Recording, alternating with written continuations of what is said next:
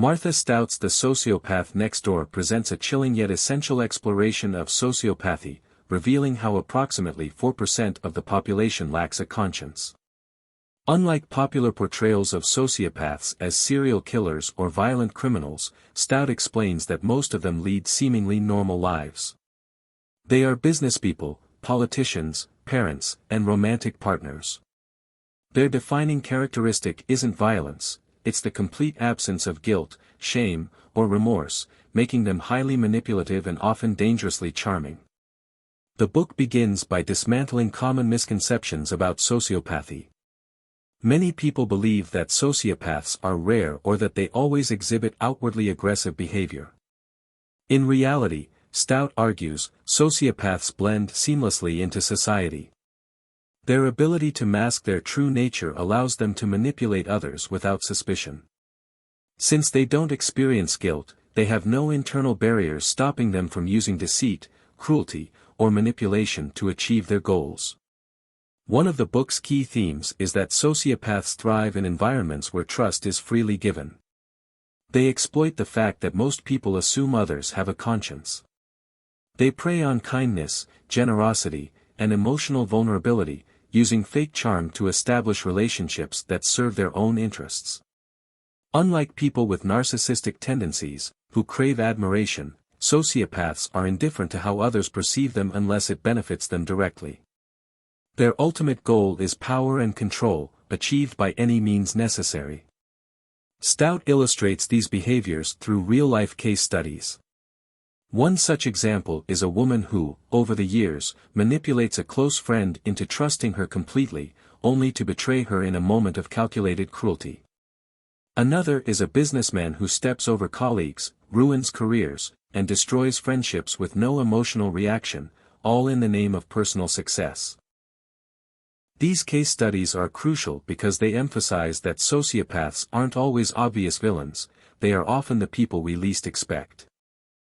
A significant portion of the book is dedicated to explaining how sociopaths manipulate others.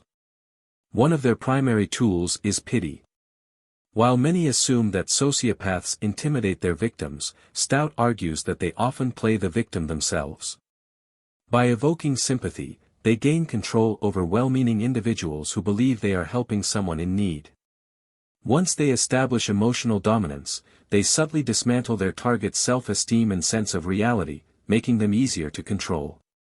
Stout also explores how sociopathy differs from other psychological disorders. While disorders like narcissistic personality disorder or borderline personality disorder involve emotional dysregulation, sociopaths simply lack emotions like guilt or love. They can fake emotions when necessary but do not genuinely experience them.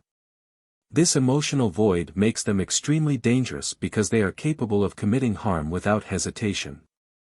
Another striking revelation in The Sociopath Next Door is that sociopaths often seek positions of power. From corporate boardrooms to politics, they are drawn to environments where they can exert influence over others. Because they don't experience fear the way most people do, they take risks without hesitation, making them appear bold and confident. However, this fearlessness is not bravery, it's a complete inability to grasp the consequences of their actions in a moral sense.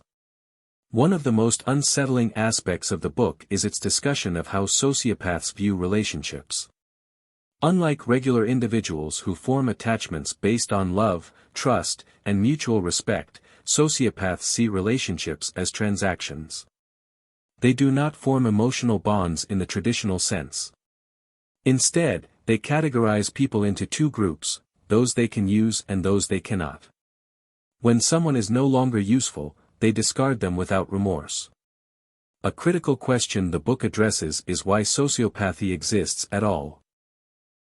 Stout explores evolutionary psychology and suggests that sociopathy may have been an adaptive trait in early human history.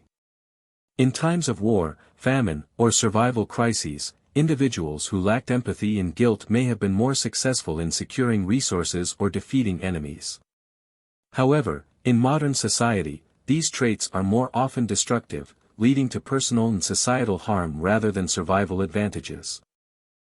As the book progresses, Stout offers readers practical advice on how to identify and protect themselves from sociopaths. She provides warning signs, such as chronic lying, an absence of deep emotional connections, and a tendency to blame others for their mistakes. She also emphasizes that when confronted with a sociopath, the best response is not to engage. Since they do not feel guilt, trying to appeal to their conscience is pointless. The safest approach is to distance oneself entirely. One of the most eye-opening sections of the book is its analysis of how sociopaths infiltrate workplaces, friendships, and even family structures. They often create divisions among people, turning friends against each other or fostering an atmosphere of mistrust. This allows them to maintain control while ensuring that no one sees their true nature until it's too late. Stout also challenges the notion that sociopaths can be rehabilitated.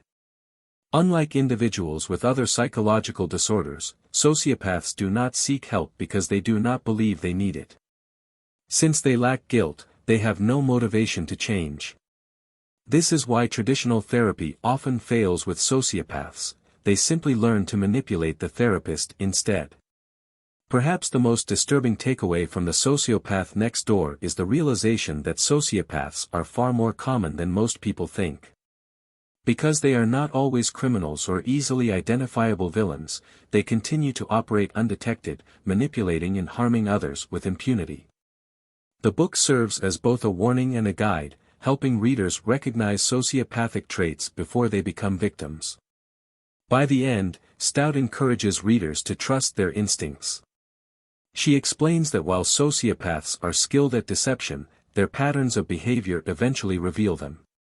The key is to recognize the signs early, set firm boundaries, and prioritize self-preservation.